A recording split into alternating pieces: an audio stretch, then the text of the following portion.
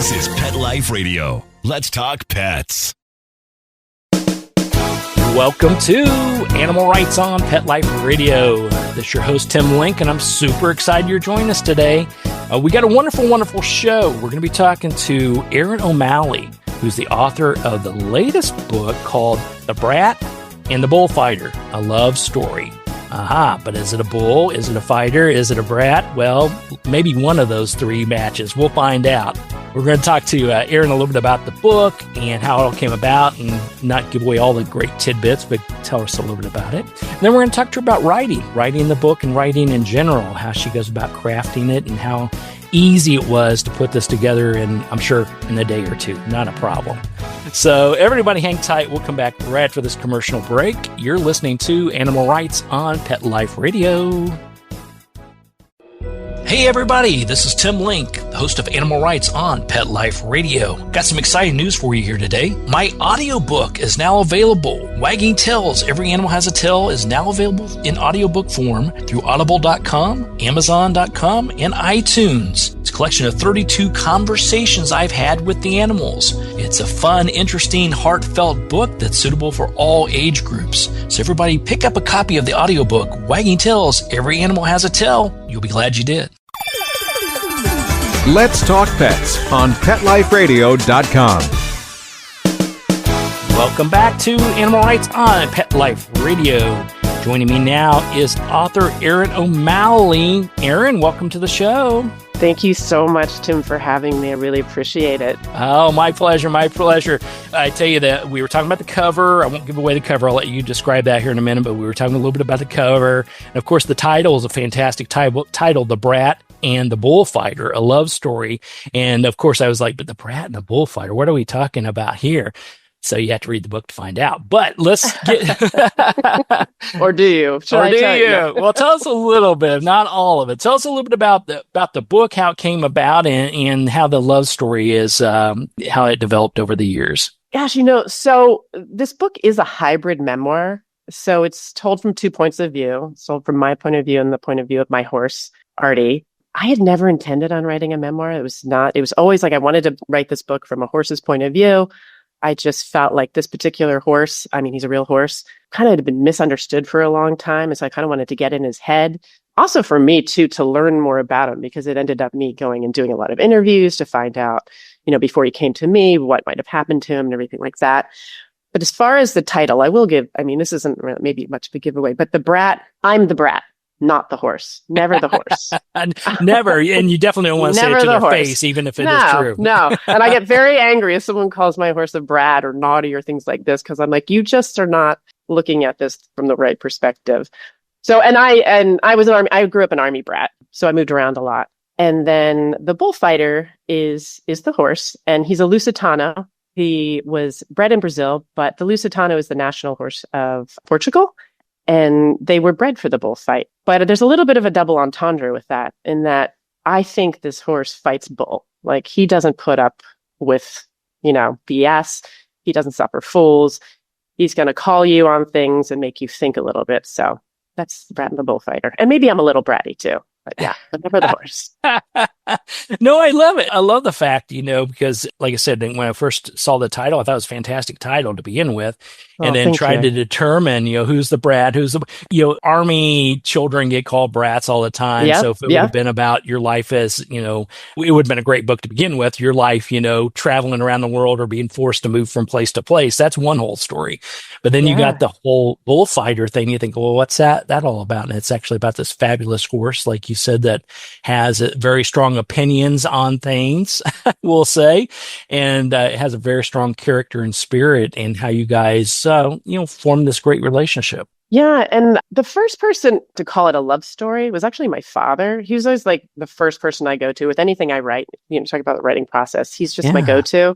Nice. And, it's kind of, I don't know, there was a certain point through the book. I said, well, how would you describe the book? And his first thing was, like, well, it's a love story. It's a love story between you and this horse, and how you came to, I really say it's about finding home too, because though we're different species, obviously live very different lives, it was that the moving around thing. And that's kind of how my story ended up coming into it, is that I had a developmental editor, And I had written so much from the horse's perspective. And she's like, why did you write? And I was like, because I empathize with these horses. I grew up, I moved around a lot. It was tough, but I was always been, my parents always told me what was happening. I knew when things were going to happen. I knew where I was going and everything like that. But horses get moved around all the time.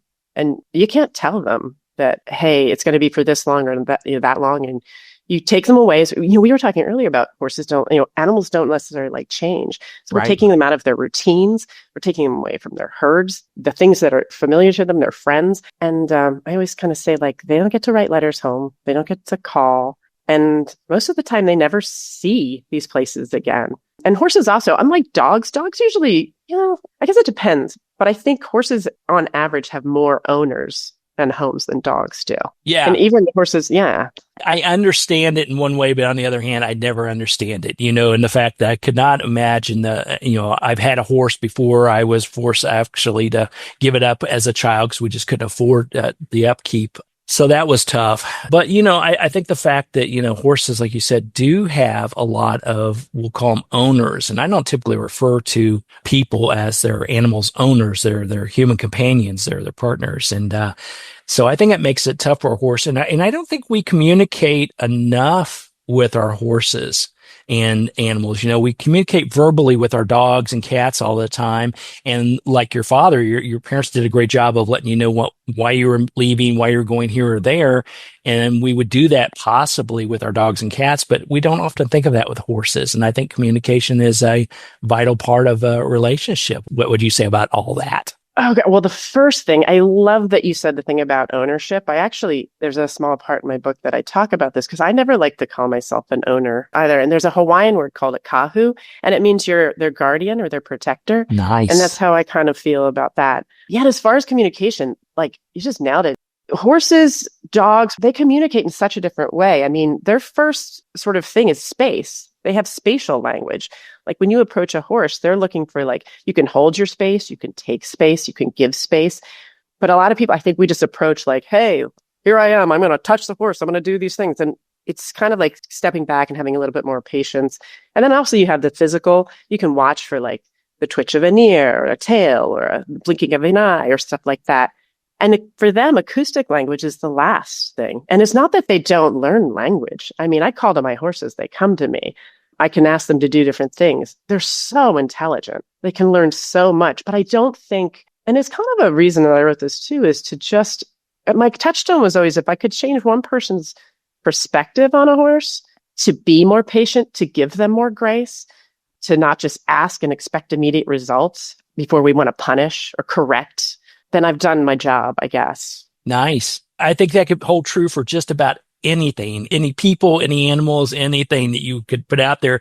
But it's a great forum to set that up, to let them know that, hey, here's how to respect them. Here's how to communicate with them, how to give them space when needed. And I always say, every animal is just like every human. Yes, we have certain breeds and certain characteristics within the breeds, but at the end of the day, they're all each individuals. They have their own personalities. And so we have to find out what that's all about and treat them as such, just like we do with humans. Oh my gosh, I couldn't agree with you more. I think every horse is beautiful and spectacular and magical, but they are each such individuals. So different. And to take that, again, it's like taking that time. And I love that you said too, this is something that translates into us dealing with people. I mean, I think horses have made me much more. My husband might disagree. He's like, you're the most impatient person ever. But he's like, when it comes to horses, you have patience. So I try to make that carry over. That's it. It's easier said than done. But yes, let our horses teach us, I think, for sure. So you never set out to put together a memoir, and your father came up with the beautiful subtitle of it because it is a love story. How did you actually go back to reflect on, here's the beginning, here's the end, how do I mold this all together to make my message or make the story interesting, and what bits do I leave in and out of this whole love story? Gosh, it's a good question. So I always say it began with a letter. It began with a letter that I submitted for a contest. It was a website that was opening. It was a Lusitano portal. And the grand prize was going to be a trip to Portugal to work with his working equitation trainer. And I'd had Artie for about a year, and I was still kind of like, I'm an amateur, and I thought I'm in over my head with this horse. But I don't know, it just kind of came to me. I'm going to write a letter from Artie to them to say, Mama needs help. She wants to learn from the best. And miraculously, I won the competition. I went over. Yeah. I love it. I know. For some reason, though, I was like, I'm going to win this one. I never win anything. Manifested it. Yeah, right? You put something out to the universe and the universe will answer you. That's it. So I went over, and it was one of those once in a lifetime experiences, met the most incredible people. I have met so many incredible people because of that experience. But long story short, they ended up asking me if I wanted to do a blog for them, continuing to talk from Artie's voice. And I had a publisher. And I'm going to say this too. The year I started writing this book was the year of the horse the last time. So it was 12 years ago. This is in 2014. And it was the year of the wood horse, which means it's the year of like planting seeds and grounding. I never knew any of this until this year, I'll tell you that. Because, full circle, it's the year of the horse again. It's the year of the fire horse, which is the year of transformation, momentum. I'm like, oh my God, I couldn't have planned this better. But she kind of came to me and she said, I think you have a book here. And I thought about it. And there was another thing that happened about maybe 6 months later. I had two sort of devastating losses in my life. And I knew where I wanted the book to go. And I knew why I was writing this book now, because this horse, I always say, this horse saved me. This horse just took me out of a really dark place and it gave me the reason to kind of get out of bed in the morning and to keep going. And he also, in that moment of my significant need, he sort of just changed all the things I was having, problems with. I wasn't connecting with him. He just kind of said, I'm here for you. I got you. So yeah. And then I just kind of went back and said, I want to go back and find out, I did more research and because he was bred in Brazil. He came up through the States through an auction. He's sort of an elite auction. But I was just like, how hard is that? You get put on a plane. Again, that sort of thing. You get put on a plane, you end up going into quarantine, this and that. But long story short, when I decided to add my story to it was sort of, this developmental editor saying, I think you need to have you in there to show why this is so important, if that makes any sense. And at first I was like, no way, Jose, I'm not writing. No one wants to read about me. But when she pushed me, I ended up finding out things about in my childhood that I didn't even know. Even my mom said, oh, I have all these letters I wrote between your grandmother. And I'm like, what? You have letters? My mom never keeps anything. I went through those. And this is one thing, and I'll stop it.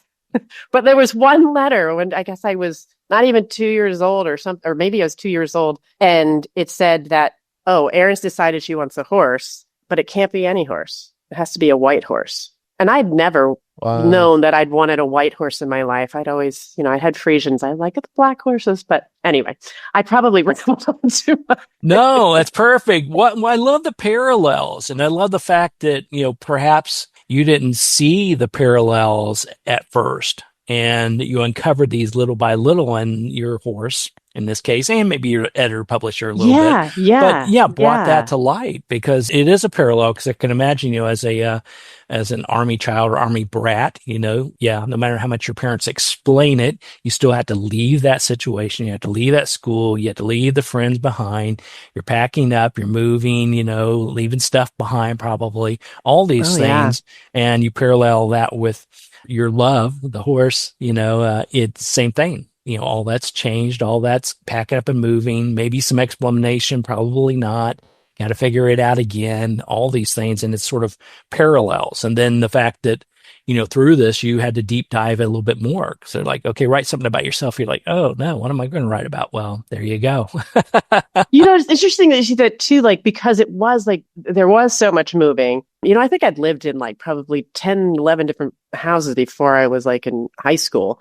But the constant for me was this love of the horse. And my parents would also, they were kind enough to, I had lessons and I always you did riding and stuff like that. But, I would have to leave it behind each time.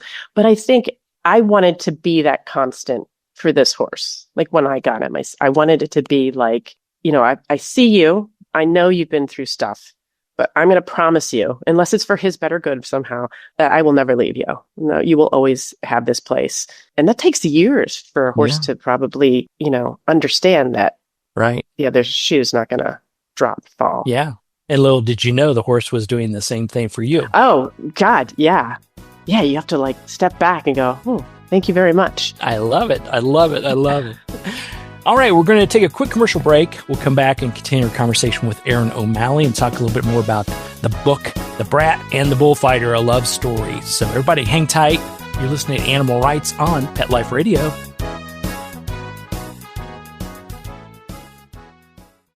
Take a bite out of your competition. Advertise your business with an ad in Pet Life Radio podcasts and radio shows. There is no other pet-related media that is as large and reaches more pet parents and pet lovers than Pet Life Radio. With over 7 million monthly listeners, Pet Life Radio podcasts are available on all major podcast platforms. And our live radio stream goes out to over 250 million subscribers on iHeartRadio, Odyssey, TuneIn, and other streaming apps. For more information on how you can advertise on the #1 pet podcast and radio network, visit PetLifeRadio.com/advertise today. Let's talk pets Let's talk pets on Pet Life Radio. Pet Life Radio. PetLifeRadio.com. Welcome back to Animal Rights on Pet Life Radio. Continue our conversation with author Erin O'Malley and her book, The Brat and the Bullfighter, A Love Story. Now, Erin, when people pick up a copy of the book and read through it, love it thoroughly, like I do, so it's going to be great. What do you hope they gain from the whole thing? Did you have any sort of preconceived things saying, wow, if they read this and they get this out of it, then I've done my job?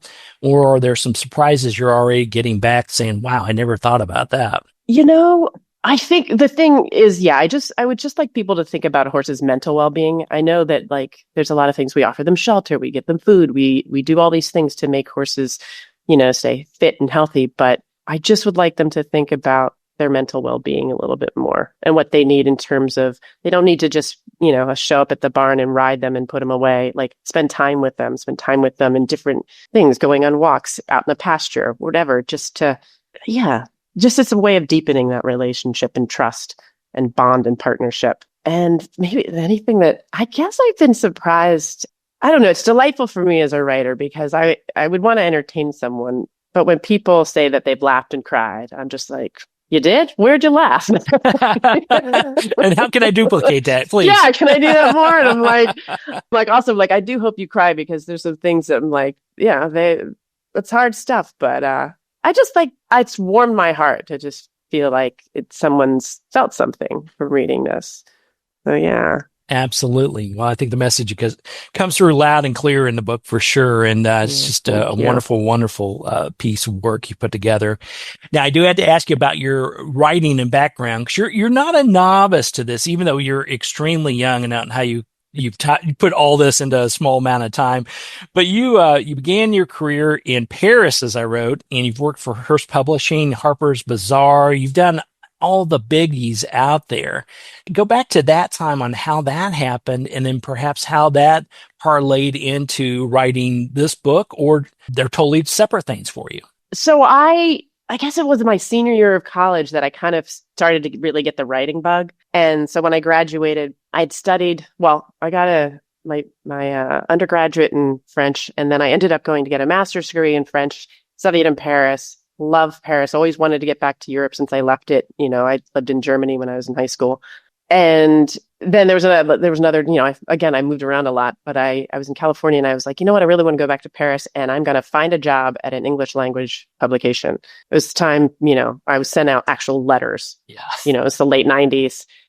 And I ended up getting this gig with Hearst Publications, and it was Harper's Bazaar. I worked for predominantly. They were the biggest fashion magazine of Hearst, but it was Cosmos, Marie Claire, Town and Country. And so I went and I was an editorial assistant, and I would, I was not the one writing the articles, but I would be the one that would go out, visit the different shops, up and coming designers, write up a little piece to be like, I think this might be interested. And then they would send it to the editors in New York to get the real writers, quote unquote. But then when I decided to leave Paris, I just kind of felt like, I don't know. I had a broken heart and I still was like, I don't know if this is my place. I moved back to California. And at the time it was the .com boom. And I really decided I wanted to get a horse. And the only way to afford a horse in California was to sell my soul to high tech. So I moved into technology and started working prominently in marketing, corporate marketing, partner marketing, security. And I always sort of made my living through writing, but not in this same creative capacity. And I always knew I wanted to write a book. And then this happened to be my debut. But I do have a couple of other novels that I have one that's near completion, and I have another one I'm working on, actually co-writing with a friend. So that's how that kind of happened. It's never too late, right? Oh, no. Never too late. Well, I think, first of all, when you publish, no matter what you're publishing, it's there forever. Especially whether we're talking about a small piece that's on the internet, that lasts forever. Yeah. And then these wonderful books, as long as we have a Library of Congress around and you get a little, code on your book, it's there forever. No, isn't that crazy? I love that aspect of it. I do. But I think I would have to say, just looking at your career background and what led up to this, I would have to say that each of these experiences have allowed you to build upon your skills and your writing skills. Because obviously writing for, editing, co-editing for a major public, I mean, there was none bigger than Hearst Publishing, publications. But then doing that and then going in the tech world and writing and marketing for that, and then parlaying that into now writing novels, memoirs and novels, I would have to say, wouldn't you, that they have helped a nice building block to get to where you are? Yeah, I think so. I think it's also life. It's just the people you meet and the connections you make. I think that's what's so important too. I've met so many brilliant people, throughout my whole career, generous people who are willing to give me a shot at this, that, or the other thing. And, I don't know. It's, I've been fortunate. I've been very, very fortunate. Yeah. And I just would say to anyone though, too, just because it was recently someone asked me, and it's another one of those strange things oh, you're published author, how do you do it? And I go, you just sit down and write. There's no other way around it. You just have to kind of do the work, and hopefully it's something you enjoy. And I think when you're in that rhythm, I don't know if you have the same experience, it's fun. Yeah, it is.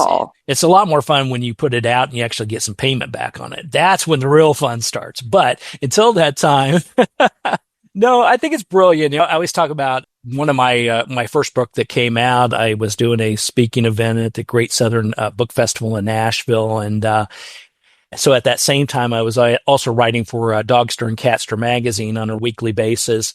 And it was just thrilling as can be, because not only was I invited there to speak, but I went into the local, well, they're not a sponsor, so the local Big Block bookstore. And if Big Block bookstore, if you want to sponsor the show, I'll name you next time. But in any case, but when I walked in, there was my book right there on the shelf, front and center. And then I went over to the magazine rack and I had a piece in Dogster and Catster magazine. So I had 3 or 4 things going on at one time. And as a new writer, especially a new author and publishing stuff, it's thrilling. It's thrilling. I was going to say, what a thrill for you, and to have all that at the same time. Yeah. And to be writing about dogs and cats. I'm like, oh. It's a blessed life for sure. That's for sure. Well, Erin, where can people pick up a copy of the book, find out more about you, maybe see you in person, all these wonderful things? Oh, gosh. So I do have a website. It's just ErinO'MalleyAuthor.com. And the book's available, kind of wherever books are sold. Nice. So go out and see it. It's fun. It's fun.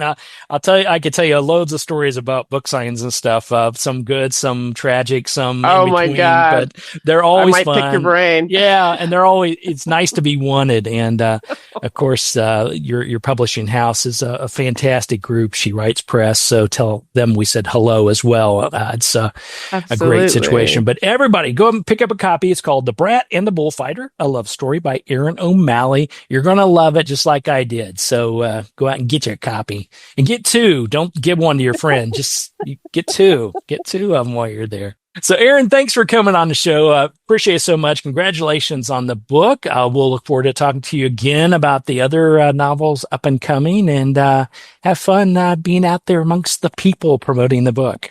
Oh, thank you so much, Tim. I really, really appreciate your time. So lovely to speak with you. Same here. My pleasure. Well, we're coming to the end of the show today. I want to thank everyone for listening to Animal Rights on Pet Life Radio.